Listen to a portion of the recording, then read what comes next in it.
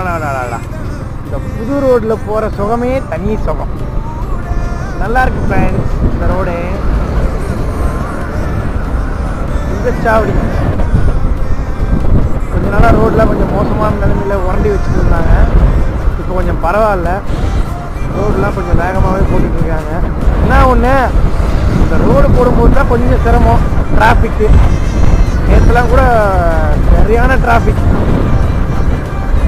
நல்ல ஒரு டிராஃபிக் எல்லாருமே போனாங்க. அதுக்கப்புறம் நேற்று பயங்கரமான ஆக்சிடென்ட்டுங்க. அந்த பைக் ஃபயர் ஆனது, அதுக்கப்புறம் ஒருத்தர் இறந்து போயிட்டார் ஸ்பாட் அவுட், யூனிகார்ன் பைக் ஓட்டு.